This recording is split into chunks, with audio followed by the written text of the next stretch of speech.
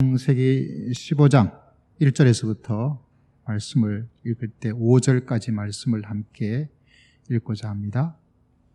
자, 함께 말씀 읽겠습니다. 15장 1절에서부터 5절까지 시작. 이후에 여호와의 말씀이 환상 중에 아브라함에게 임하여 이르시되 아브라함아 두려워하지 말라. 나는 내 방패요 너희 지극히 큰 상급이니라. 아브라함이 이르되 주 여호와여 무엇을 내게 주시려 하나이까? 나는 자식이 없사오니 이 다메섹 사람 엘리에셀이니이다. 아브라함이 또 이르되 주께서 내게 씨를 주지 아니하셨으니 내 집에서 길린 자가 내 상속자가 될 것이니이다. 여호와의 말씀이 그에게 임하여 이르시되 그 사람이 내 상속자가 아니라 내 몸에서 날짜가 내 상속자가 되리라 하시고 그를 이끌고 밖으로 나가 이르시되 하늘을 우러러 무뼈를 셀 수 있나 보라. 또 그에게 이르시되 내 자손이 이와 같으리라. 아멘. 오늘 말씀은 이런 제목입니다. 믿음으로 살면 남는 게 너무 많더라, 이런 제목으로 말씀의 은혜를 함께 나누고자 합니다.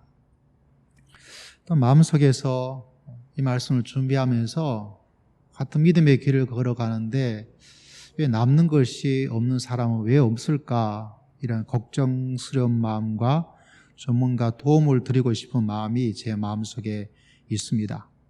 제 개인적으로도 믿음의 길을 걸어가면서 믿음 생활하니까 이게 참 좋았다, 이게 너무너무 풍성한 열매를 거두었다, 이런 이야기들을 여러분에게 좀 나누고 싶은 마음이죠. 왜냐하면 벌써 2020년 몇 월 달이죠? 12월 달 며칠이죠? 6일입니다. 그래서 코로나 때문에 이런저런 하다 보니까 1년이 쑥 다 지나가 버렸던 한 해가 되어버렸죠. 여러분 어떻게 보내고 있습니까? 좀 답답해요.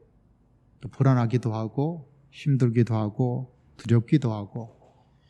그래서 사람들 얼굴도 좀 보기 힘들죠.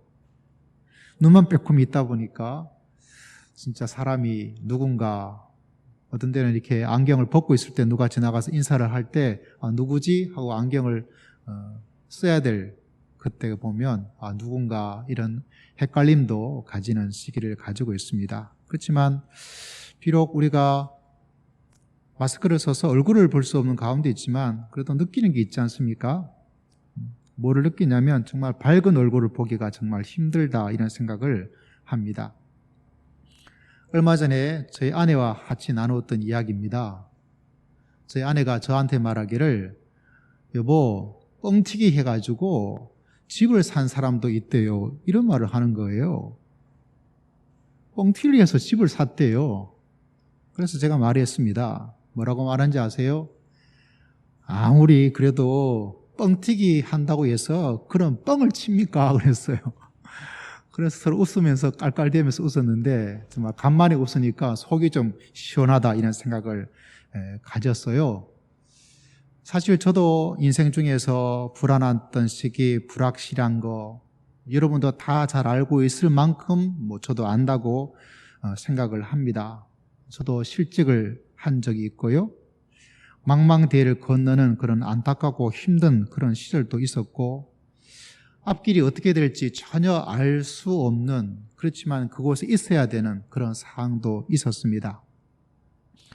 외국살이를 영국에서 몇 년을 하다 보니까 타향에서 지낸다는 사람들이 얼마나 어렵고 힘들고 조마조마한 마음을 가지고 살아가는지도 알아요. 그러다 보니까 우리나라에 와 계시는 외국 노동자들 보면 제가 그 마음을 조금은 안다고 이야기를 할 수 있을 텐데 아마 여러분은 그런 마음 잘 모를 거예요. 외국에서 살면요, 마음이 유리 조각 같아요. 그래서 조금만 건드려도 유리가 짜작 하고 깨뜨려지는 것이, 얼음이 찡 하고 깨지는 것 같은 그 마음을 가집니다. 그만큼 불안하고 힘들고 어렵죠. 요새는 성인병을 가지고 있다 보니까 병을 가지면 어떤 여러 가지 염려가 있겠구나, 이런 생각을 하면서 병든 것 자체는 저는 그렇게 염려하지는 않아요. 그렇지만 사람들의 마음을 좀 더 알 수 있는 그런 기회가 되어서 저는 감사한 마음도 굉장히 많이 가지고 있습니다. 우리나라가 IMF 일어나기 바로 전에 제가 영국으로 갔는데 그때 군에서 모아둔 돈, 저한테는 큰 돈인데 실제는 큰 돈도 아니에요. 한 2천여만 원 정도 조금 넘는 돈을 가지고 오직 하나 좋은 목회자 한번 되어보겠다고 공부하러 갔어요. 지금 생각하면 참 어리석고 무모한 도전입니다. 근데 갑자기 IMF가 터지게 되어지고 식당 일도 하고 그리고 새벽에 일어나서 일도 하고 밤늦게도 일도 하고 청소도 하고 피자 가서 거기서 청소도 하고 굉장히 힘들고 어려운 시간 속에서 공부를 하는데 몸과 마음이 막 힘들죠. 몸도 힘들고 마음도 힘들고. 그래서 매일마다 들었던 생각이 뭐냐면 이제 돌아갈까? 이제 돌아가야지. 그게 하루하루 일상이었어요. 비록 아내에게 말하지 않았지만 제 마음속에. 그런데 어느 날 제가 알고 있는 한 형님께서 한국에서 알고 계셨던 목사님이신데 제가 참 좋아하는 형님이세요. 그 형님이 그때 마침 또 특별하게 옥스퍼드에 있는 한인교회를 목회하는 목회자님으로 잠시 와 계셨어요. 연락이 온 거예요. 야, 상영아, 네 형님, 우리 교회에서 수련회 하는데, 여름 수련회 하는데 너 시간 내서 한번 와보면 어떻겠느냐 이렇게 이야기하시더라고요. 그래서 예 형님, 제가 한번 생각해보고 기도해 볼게요. 근데 실제로는 가고 싶었어요. 왜냐하면 좀 형님도 만나서 이야기도 좀 하고. 그런데 문제는 뭐냐면 또 돈이 문제, 돈이. 이놈의 왼수 같은 돈이. 왜냐하면 우리가 생각할 때 수련회 하면 여러분, 우리가 중고등학교 보냈던 분은 아시겠죠? 기도원 같은데 다 사람들 들어가서 막 집단으로 막 되어져 있는데 문제는 영국 수련회는 그렇게 하지 않아요. 어떻게 하냐면 일단 숙소가 달라요. 숙소가 어느 정도 숙소냐면 호텔 정도는 아니지만 굳이 설명하자면 우리가 펜션에 놀러 가잖아요.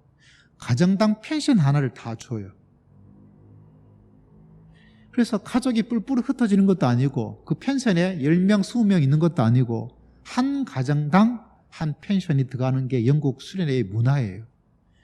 근데 문제는 문화는 좋죠. 가족끼리 있으니까. 근데 문제는 그 펜션 하나에 해당되는 돈을 지불해야 되다 보니까 그거를 몇 박 며칠 하다 보니까 상당히 돈이 들어가는데 얼마 정도의 돈이 들어가야 되냐면 저와 저희 아내가 한 달 일해서 벌 수 있는 돈이 생활비가 들어가는 거죠. 그거를 한 3박 4일인가 4박 5일에 어쨌든 한 주죠. 한 주에 드려야 되니까 나머지 3주가 없어지는 그런 엄청난 또 그 기간 동안 일을 하지 못하다 보니까 실제로는 더 중압감을 가지게 됩니다. 그래서 갈까 말까 이렇게 생각하다가 아내도 힘들고 저도 마음이 힘들고 해서 일단 갑시다 하고 해서 한인교회 수련회에 가서 며칠을 보내고 왔어요. 그때 수련회 자체가 또 오시는 강사 목사님이 또 제가 아시는 목사님이셔서 미국에서 오셨어요. 그래서 이야기도 하고 하는데 엄청난 은혜를 받았으면 좋은데 은혜를 엄청나게 받은 건 아니고 그냥 웬만했어요. 그렇지만 아는 목사님들 만나서 이야기를 하고 교제하고 이랬던 즐거움이 있어서 제 마음도 또 일하지 않기 때문에 몸도 제 영혼도 수련을 하면서 많이 회복을 할 수 있는 좋은 기회를 가졌습니다. 자, 이제 수련을 마치고 이제 집에 갑니다. 그 마음의 즐거움도 있고 몸도 좀 힘이 나고 또 그 속에서 즐거움도 가지고 있어서 이제 오게 되어지는데 문제는 차를 몰고 돌아오는 길에 수련회에서 가졌던 좋은 마음들이 이제 서서히 가라앉는 거예요. 왜 가라앉냐면 가라앉는 가장 중요한 이유는 뭐냐면 이제 현실로 돌아와야 되는 거죠. 이제 먹고 살아야 되는 거죠. 애들을 키워야 되는 거예요.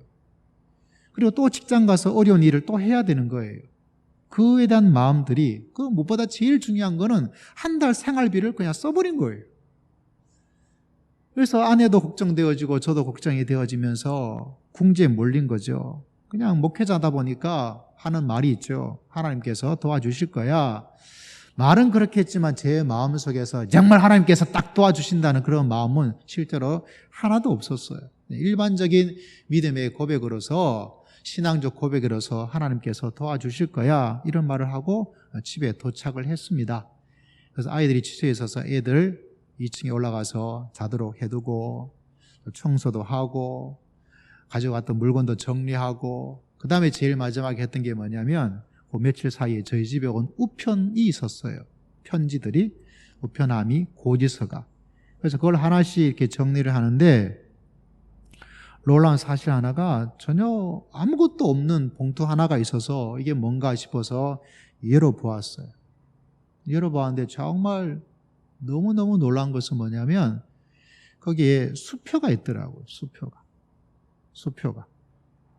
그 영국 우리나라 같은 그런 수표가 아니고 제가 돈이 있으면 그걸 누구한테 준다 이렇게 개인적 이렇게 사인해놓은 수표예요. 그래서 그걸 해서 주는데 상용리 제 이름으로 딱 되어 있으면서 수표가 있는데 정말 하나님께서 너무너무 놀랍고 저는 신비하다고 생각되는 게 우리가 수련회에 가서 낸 돈이 있잖아요. 딱 그 돈이 거기에 있는 거예요. 그 액수까지는 지금 기억하지 못해요. 근데 그 액수가 딱 맞게 왔다는 거는 기억해요. 누가 준 건지도 모르겠어요. 언제 갖다 놓았는지도 모르겠어요. 그런데 그 액수가 거기에 있더라고요.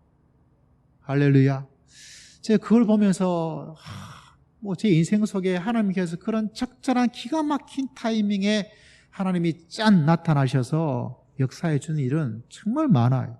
근데 그것을 오늘 여러분에게 나눠드리고 싶은 마음이 갑자기 생각이 나더라고요. 정말 하나님 믿고 나아간다면 우리 인생 속에서 이런 놀라운 일들이 정말 그 신비하다고 놀랍다고 그 이상 표현할 길이 없어요. 이때 제가 찬양의 한 구절이 생각났습니다. 한 걸음 한 걸음 주 예수만. 이 찬양이 제 마음속에 가득하더라고요. 우리가 믿음의 길을 걸어가면서 여러분 하나님을 붙잡고 한 걸음 한 걸음 내일도 생각할 필요 없습니다. 그저 오늘 하루를 하나님의 손을 붙잡고 나아간다면 하나님께서 우리가 살아갈 수 있도록 구원해 주시고 도와주시고 붙잡아 주실 줄을 믿습니다. 여러분 우리는 내년이 다가오죠. 그렇지만 내년을 걱정하지 마세요. 내일이 또 다가오죠. 내일을 걱정하지 마십시오. 그건 우리가 걱정한다고 될 일도 아니고 믿음의 성도는 그것을 보고 불안과 두려움과 걱정으로 살아가는 사람이 아니라 한 걸음 한 걸음, 한 시간 한 시간, 하루하루를 그저 하나님을 붙잡고 주님께서 역사하여 주실 줄을 믿습니다. 그 믿음만 가지고 있으면 그 동일하신 하나님, 저에게 기가 막힌 타이밍에 적절한 필요한 것들을 채워주신 그 하나님께서 반드시 여러분 모두에게도 동일한 은혜와 기적을 신비함을 보여주실 줄을 믿습니다. 여러분 그것이 바로 믿음의 길을 걸어가면서 저는 정말 남는 게 많은 풍성한 삶 속에 살아갈 수 있는 하나님의 놀라운 것들을 체험하면서 살아갈 수 있는 그런 인생을 걸어가는 것. 근데 가만히 생각해 보니까 여러분 이런 하나님께서 믿음으로 살아갈 때 우리에게 많은 것들을 사람들마다 다 다르겠지만 이 사람에게 이런 것들을 주시고 저분에겐 저런 것들을 주시고 그 주시는 하나님의 풍성함은 사람마다 다 다르겠지만 어떻게 하면 이것을 더 풍성하게 하나님의 놀라운 역사를 체험하면서 살아갈까? 그것도 수도 없는 많은 일들이 있지만 오늘 창세기 말씀을 통해서 저는 두 가지 이야기를 좀 드리고 싶어요. 첫 번째, 어떻게 하면 우리의 삶 속에 많은 하나님의 놀라운 역사를 남기면서 살아갈까? 여러분 오늘 아브라함을 우리가 읽었지만 지난주 우리는 이삭을 보면서 기억해 볼 때 이삭이 흉년 가운데 몇 배의 수확을 얻었다고 그랬죠? 100배의 수확을 얻었다라고 이야기를 하고 있습니다. 참 신기하죠. 어떻게 그 흉년의 때에 그 해에 어떤 일이 일어났기에 그런 일이 일어났을까? 물론 이 100배란 것이 자가 수질적인 100배가 될 수도 있습니다. 그와 동시에 성경은 그것이 엄청나게 많았다는 표현으로서 숫자를 이야기하면서 100배란 단어를 사용할 수 있습니다. 그러나 그것이 정확한 의미가 무엇인지는 알 수 없다 하더라도 하나님께서 그에게 놀라운 풍성한 많은 것을 남는 하나님의 놀라운 역사가 일어났다는 것을 발견하게 되죠. 근데 그 어렵고 힘든 상황 가운데서 하나님께서 뭐라고 말씀했습니까? 창세기 26장 2절에 보니까 여호와께서 이삭에게 나타나서 이르시되 애굽으로 내려가지 말고 내가 내게 지시하는 땅에 거주하라, 이렇게 말씀을 하셨다는 겁니다, 여러분. 그래서 이삭은 그 말씀을 붙잡은 거죠. 그래서 여러분, 믿음의 길을 걸어갈 때 참 중요한 것은 뭐냐? 하나님의 이 말씀이 참 중요합니다. 이 말씀이 문자적으로 있을 때가 있고요, 이 말씀이 내 속에 살아와서 다가올 때가 있다는 사실. 그러기 위해서 우리가 이 문자적 성경의 말씀을 내가 눈을 가지고 말씀을 읽고 말씀을 가까이 하고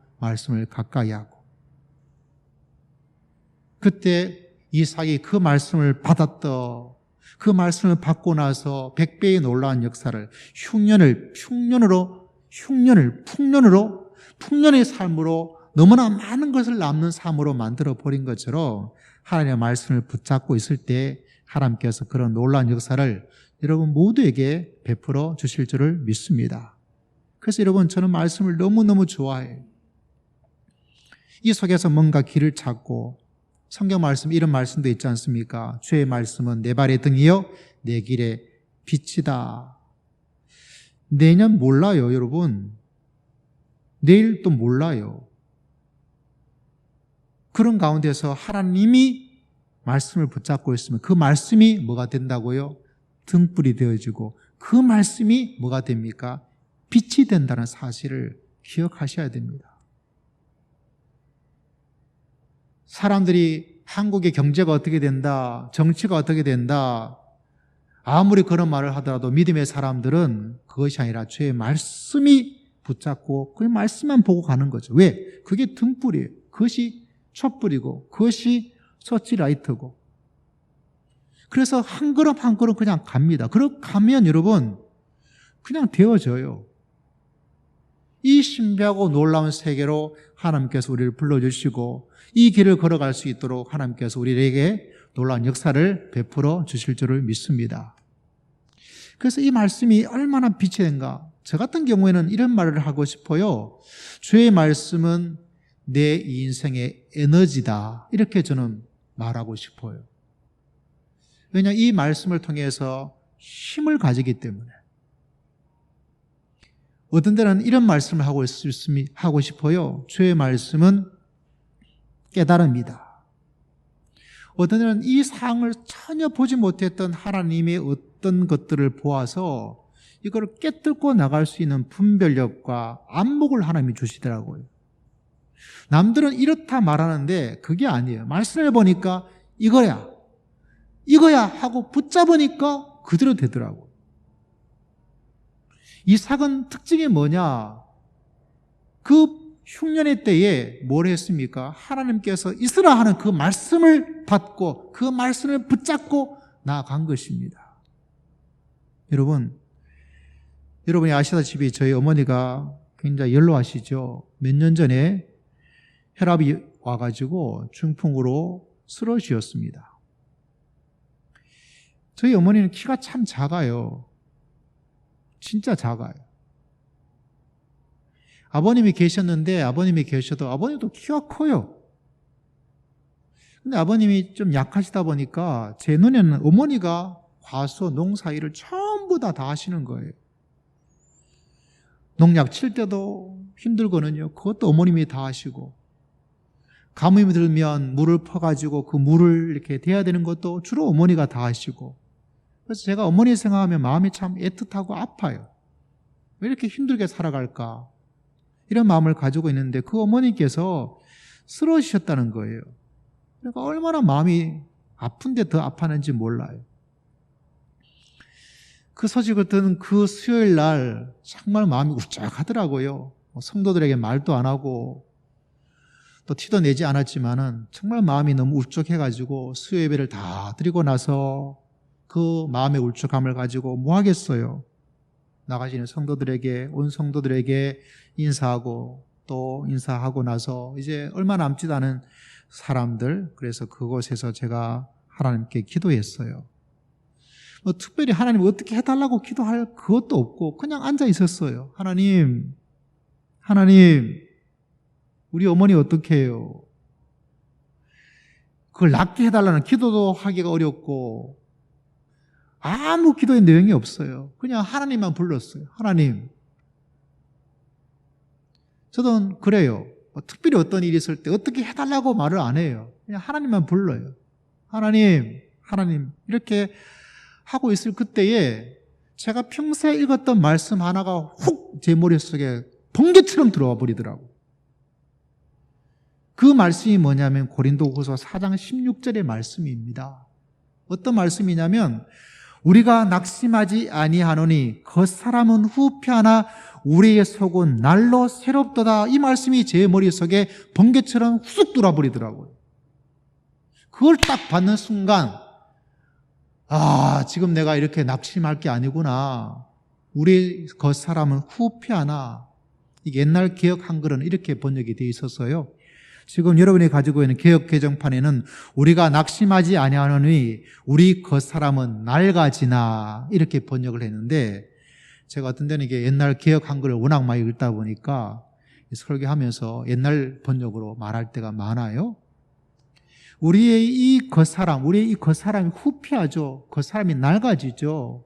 그런데 우리의 속은 날로 새롭도다. 그 말씀을 딱 읽고 그 말씀이 번개처럼 제 머리에 쑥 말씀을 주는 순간 비록 우리 어머니께서 이렇게 쓰러진다 할지라도 우리 겉사람은 그렇게 낡아지고 후패하지만 우리의 이 속사람, 우리의 속은 날마다 새로워지고 있구나. 이거 가지고 낙심할 게 아니구나. 이 깨달음을 하나님께서 저에게 주시더라고요. 그래서 그걸 딱 받는 순간 할렐루야! 감사합니다 하고 그 울적했던 마음이 바뀌게 되더라고요. 내가 뭐 바꾸고 싶다 해서 바꾼 것도 아니에요. 이 깨달음과 이 말씀을 딱 하나님께서 주셔서 제 마음에 깨닫게 해주고 이 말씀을 펴서 읽고 나서 그냥 끝났어요. 어느 날 어머니하고 이야기를 했습니다. 이런저런 얘기하다가 어머니께서 이제 많이 좋아지셨거든요. 지금은 잘 걸어 다니세요. 이제 뭐 100세가 다 돼가는 연세가 되어져 가고 계시는데 어느 날 이야기를 했습니다. 그냥 이야기하다가 어머니가 그러더라고요. 지난번에 내가 힘들어졌을 때 마음속에 어떤 생각이 들었냐면 내가 지금 너무 게을러서 내가 하나님에 대한 믿음을 잘못하고 있구나. 그런 깨달음을 가져서 내가 내 심령과 내 믿음과 내 영혼이 다시 하나님을 온전히 바라볼 수 있는 너무나 좋은 시간을 가졌다. 이렇게 이야기를 하시더라고요. 할렐루야.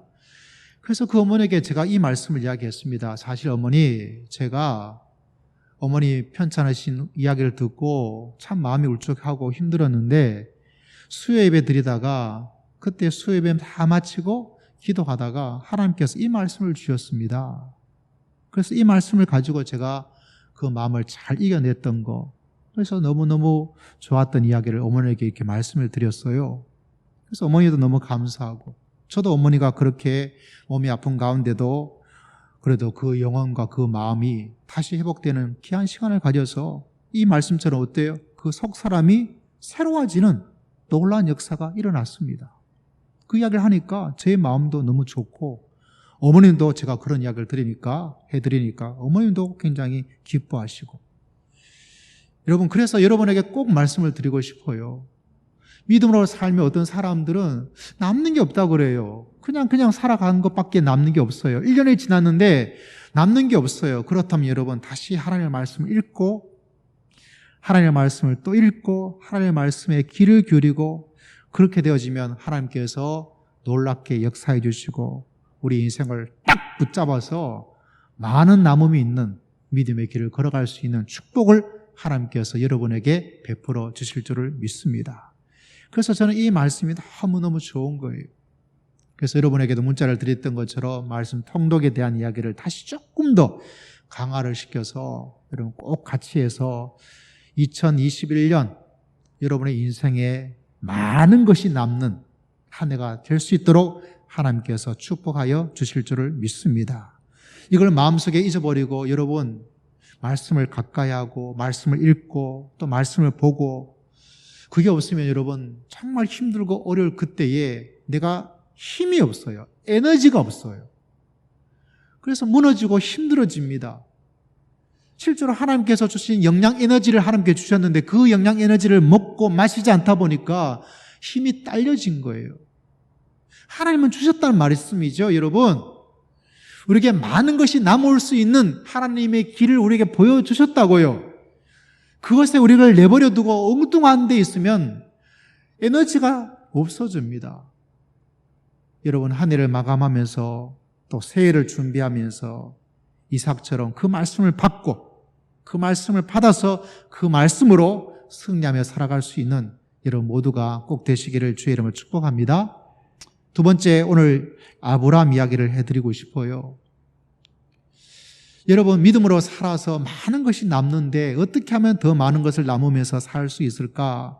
저는 아브라함을 보면서 기억나는 것은 다른 것이 아니라 여러분, 아브라함의 가정의 가장 큰 문제는 뭐였습니까? 애가 없어요. 자녀가 없어요. 지금이야 그럴 수도 있지 이런 시대가 되었지만 옛날에는 전혀 그렇지 않죠.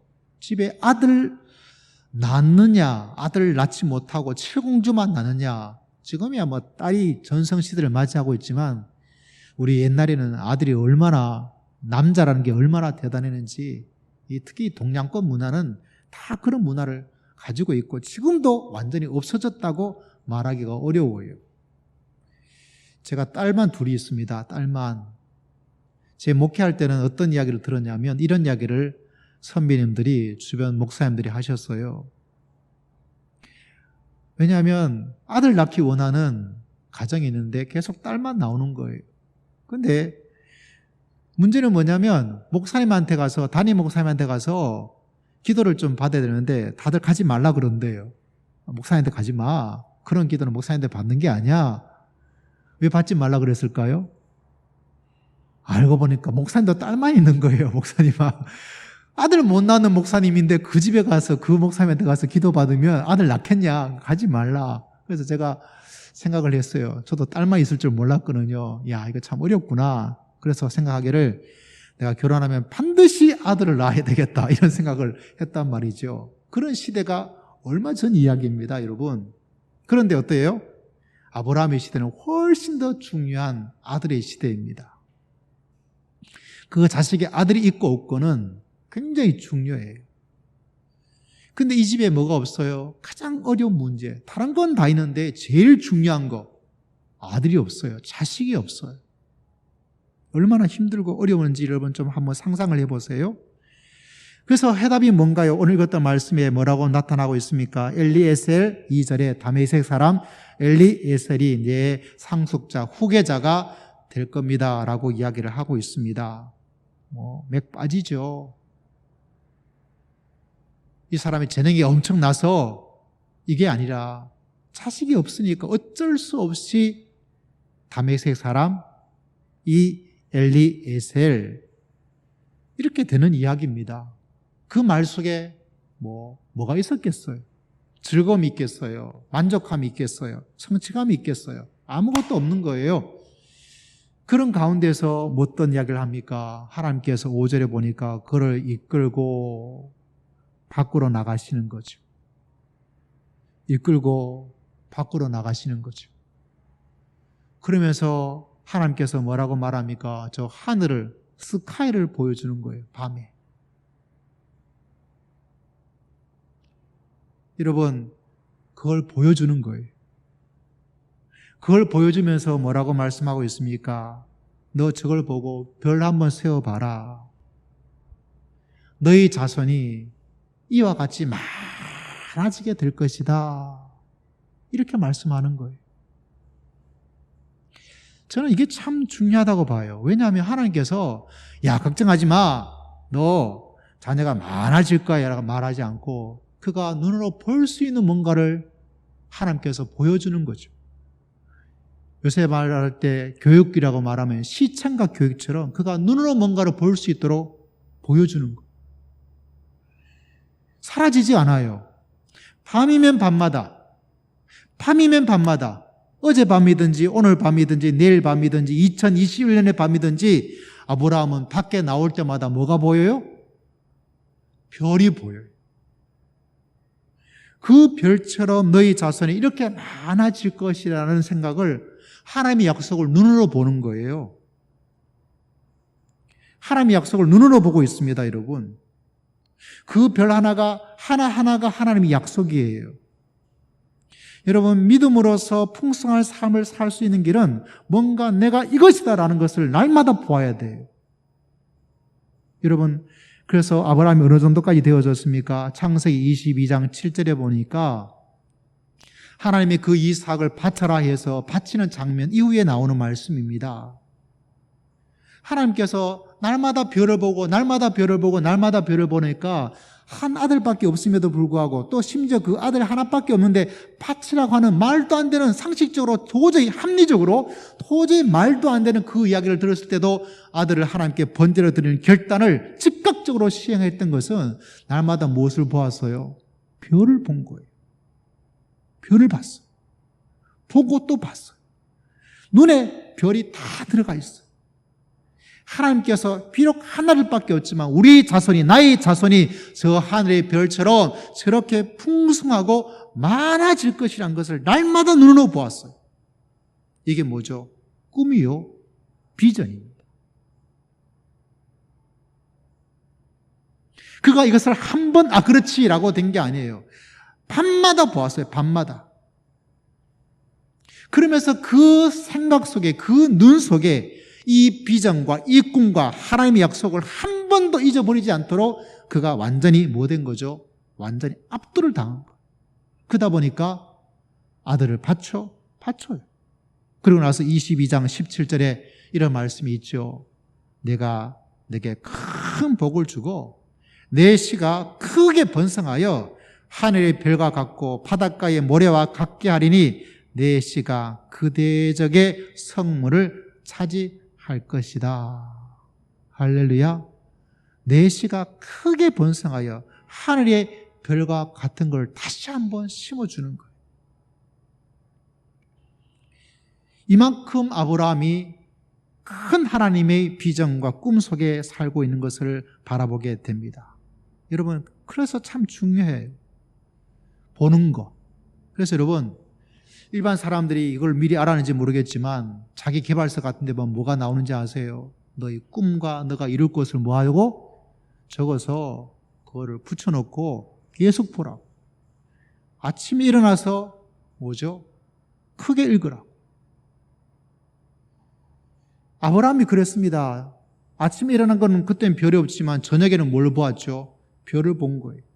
어제도 보고 그저께도 보고 오늘도 보고 내일도 보고 또 보고 또 보고 또 보고 또 보고 하면서 그의 마음속에 하나님께서 이와 같이 큰 우리의 자손이, 내 자손이 이처럼 많도록 하나님께서 역사해 주시고 하나님께서 축복하여 주실 줄을 믿습니다.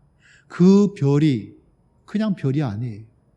하나님의 약속이요, 하나님의 꿈이요, 하나님의 비전이요, 그것이 아브라함의 꿈이요, 아브라함의 비전이 된 거예요. 믿음의 길을 걸어가면서 여러분, 뭔가 이것처럼 분명한 것이 없으면 너무나 많은 것들을 받기가 어려워요. 하나님, 내 믿음의 길을 걸어가면서 내가 볼 수 있는 것, 내가 볼 수 있는 것. 그래서 여러분, 아브라함을 바라보면 이 사람은 전혀 다른 세상을 꿈꾸고 있는 상상력의 사람이에요. 한 명의 아이도 없음에도 불구하고 뭘 상상하죠? 그 별처럼 많아진 걸 상상했고 그 상상이 어떻게 되었습니까? 우리 한 사람 한 사람이 그 별이에요. 우리가 영적인 아브라함의 자녀인 줄을 믿습니다. 그 한 명도 없던 그때에 어떻게 이렇게 될 거를 상상할 수 있을까요? 이건 엄청난 상상입니다. 하나님께서는 지금도 동일합니다, 여러분. 전혀 이루어질 것 같지 않은, 전혀 이룰 수도 없는 그런 곳에 갈 수 있도록 하나님께서 우리를 이끌어 나가시는 거예요. 여러분, 우리 인생이 어떻게 될 것이라는 것을 하나님께서 이렇게 많은 것들로 이야기해 주고 있습니다. 그래서 우리는 하나님의 약속을 바라보고, 내 꿈을 바라보고, 내 소원을 바라보고, 또 보고 또 보고. 그래서 여러분, 내 인생 속에서 하나님께서 이룰 일들을 날마다 바라보면서 이것이 무엇인가를 보고 말하고 보고 말하는 믿음의 역량을 키워나갈 때 하나님께서 우리에게 100배의 축복을 베풀어 주시고 하늘의 별처럼 많아짐의 풍성함을 하나님께서 우리 모두에게 허락하여 주실 줄을 믿습니다. 아브라함은 그거를 기대하고 살았습니다. 별을 보면서 그거를 기대하였고 별을 보면서 내 자손이 저렇게 많게 될 것이다, 이렇게 말하면서 살았던 사람이에요. 그런데 우리가 그렇게 믿음을 같이 그런 모양으로 나아간다면 아브라함에게 약속해 주시고 이루신 것처럼 하나님께서 동일하게 우리 모두에게 역사해 주시고 하나님께서 이루어 주실 줄을 믿습니다. 그러므로 현실은 여러분 상상과 비전과 믿음으로 이겨나가는 거예요. 내 삶 속에 믿음을 가졌음에도 불구하고 그것이 너무나 왜 그렇게 생각하고 있다면 이 아브라함처럼 내가 그걸 놓친 것이 아닐까, 내가 주어진 현실만 바라보고 크신 하나님을 내가 온전히 신뢰하지 못한 것이 아닐까, 내 마음속에 이런 것을 이루고 싶다는 하나님에 향한 내 비전과 내 꿈을 분명히 정하여서 하나님께 의탁하고 하나님을 의지하며 살아가려는 그 믿음을 가지지 못한 것은 아닐까.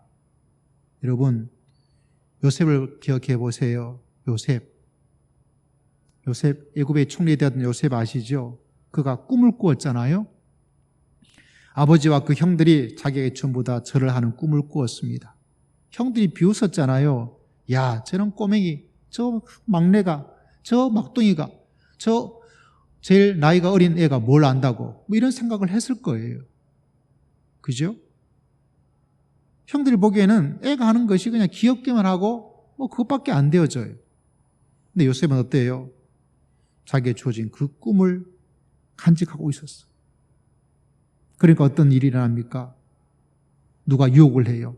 같이 놀자, 즐겁게 놀자, 인생 별 거 있어. 그때 어떻게 했습니까? 요셉은 그거를 뿌리칠 수가 있었습니다. 뭐를 가지고 있었기 때문에? 하나님께서 자기에게 준 꿈을 가지고 있었기 때문에. 감옥 생활합니다. 얼마나 억울하겠어요. 하지도 않은 일에 누명을 뒤집어 썼습니다. 도와주기도 했습니다. 도와주는데 배신을 당해서 와가지고 빵도 한번 사주지 않고 그냥 잊어버렸어요. 아이고, 그렇지.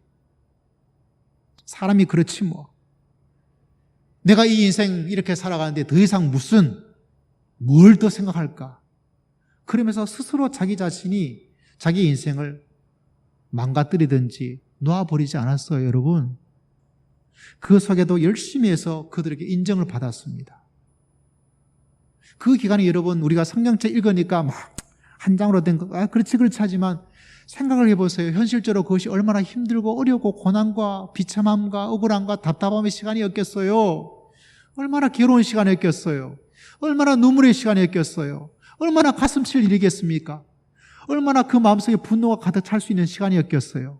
그럼에도 불구하고 요셉은 그 어릴 적 가지고 있던 그 꿈을 기억했을 거예요. 그만큼 하나님께서 그에게 주었던 소원들, 마음들, 꿈, 비전, 이런 것이 참 중요합니다. 여러분, 사람에게 물어보면 믿음의 길을 걸어가는 사람들도 이것이 너무 약해요. 이것이 분명하지 않습니다. 여러분, 사도 바울을 보십시오. 사도 바울의 꿈이 뭐죠? 로마에 가는 것이 사도 바울의 꿈이에요. 내가 로마도 가봐야 할 것이다. 나는 로마란 곳에, 왜? 그때는 그것이 세상의 끝이라고 생각했기 때문에 나는 그곳에 갈 거야. 그곳에 갈 거야. 그곳에 가고 싶어. 그곳에 가고 싶어. 하나님께서 너 로마에 가야 돼 말한 건 아니에요. 그러나 그의 마음속에 하나님의 복음을 증거하는데 로마까지 내가 가서 로마에도 하나님의 복음을 전해야지 하는 그 마음에 자기 자신의 소망이 있었던 거죠. 소원이 있었던 것이죠. 그래서 끊임없이 그 이야기를 합니다. 끊임없이 서신서에 보면 로마에 대한 이야기를 하고 있습니다. 결국 어떻게 되었습니까? 그의 꿈과 소원이 이루어지게 된 거예요. 그 로마에 가야 되는 그 상황까지 사도 바울에게도 많은 고난도 있었고, 밥도 먹지 못하고 배고프고 굶주리고 배가 뒤집혀지고 사람들에게 공격을 당하고 매질을 당하고 죽을 위기가 있고, 그럼에도 불구하고 그의 마음속에는 뭐가 있었어요? 하나님, 저는 로마에 가고 싶어요. 하나님, 저 로마에 가고 싶어요. 하나님, 로마에 가서 복음을 전하고 싶어요. 로마에 가서 하나님의 복음을 전하여서 저 사람이 하나님의 백성이 될 수 있도록, 하나님, 저를 로마에 갈 수 있도록 도와주세요. 그 마음속에 로마에 대한, 완전히 로마에 푹 빠져 있는, 그가 가지고 있는 사도 바울의 비전과 꿈이었어요.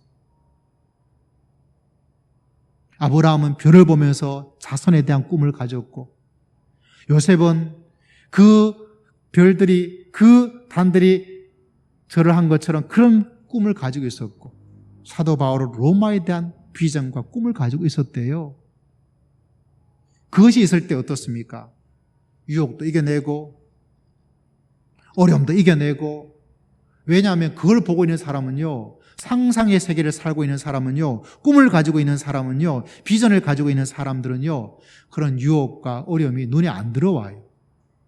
그러나 그것이 없는 사람들은, 믿음을 향해서 하나님을 향한 마음을 가지고 있지 않은 사람들은 유혹이 오면 유혹에 넘어가고, 안주하고, 도전하지 못하고, 힘든 일이 있으면 아유 힘들어서 안 돼, 환경이 있으면 이런 가운데서 무슨 일을 할 거야. 그래서 여러분, 우리 속에 아브라함 같은 별을 바라볼 수 있는 믿음의 마음, 믿음의 비전, 내가 꼭 이루고 싶은 마음들, 소원들, 이게 참 중요합니다. 여러분, 한 해를 마감하고 새해를 준비하면서 하나님, 정말 내가 남은 인생을 살면서 내가 가질 수 있는 꿈이 있다면, 소망이 있다면 무엇일까요? 우리 교회는 2020년을 시작으로 또 다른 10년의 시기를 보내면서 주보에 있는 것처럼 리바이브 미, 살아나게 하옵소서, 시편 119편 25절의 말씀을 상상하고 꿈을 꾸는 거예요. 살아나게 하옵소서, 나를 부흥케 하여 주시옵소서, 살아나게 하옵소서. 이 속에 하나님께서 우리를 살려주시는 생명의 놀라운 역사가 하나님께서 반드시 역사해 주시고, 하나님께서 이끌어 주시고, 하나님께서 역사하여 주실 줄을 믿습니다. 우리의 환경과 여건은 참 어렵죠. 힘들죠. 그러나 그것이 절대로 아니라는 사실. 특별히 여러분, 꿈을 포기한 시대를 이 시대가 살고 있습니다. 믿음의 사람은 그러면 안 돼요. 희망은커녕 절망을 하지 않으면 안 되는 세대를 살고 있는 것이 지금의 시대인데, 이때 진짜 하나님의 믿음의 사람이 내가 하나님을 믿고 있다는 것을, 정말 이 하나님이 위대하시다는 것을 보여줄 수 있는 절호의 찬스의 시대를 살고 있습니다. 너무나 좋은 시대를 살고 있습니다. 이 시대에 태어난 것이 너무나 좋은 시대를 살고 있습니다. 믿으시기를 주의 이름으로 축복합니다. 할렐루야. 왜 그렇습니까? 꿈을 포기해버린 시대 속에서 우리는 꿈을 가지고 있고, 절망을 품고 있는 시대 속에서 희망이 되신 예수 그리스도를 품고 믿어오면서 그 믿음의 길을 달려가는 거예요.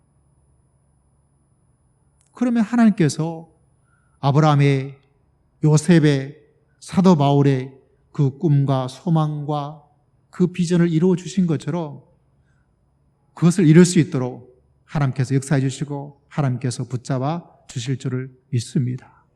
그래서 지금 이 시대에, 이 코로나 시대에 진짜 믿음의 시대가 뭔지, 하나님의 나라가 임하였는데 이 하나님의 나라의 사람으로서 어떻게 믿음의 길을 잘 살아가고 있는지 진짜 보여줄 수 있는 가장 좋은 시대를 우리는 맞이하고 있다는 사실을 믿음의 사람은 고백합니다. 할렐루야. 할렐루야. 이런 마음속에 이 마음을 꼭 가지셔야 돼요. 아브라함은 뭐 가진 게 뭐 대단했습니까? 아니에요. 요셉은 더 힘들고 어려운 가운데, 사도 바울도 근데 어떠셨습니까?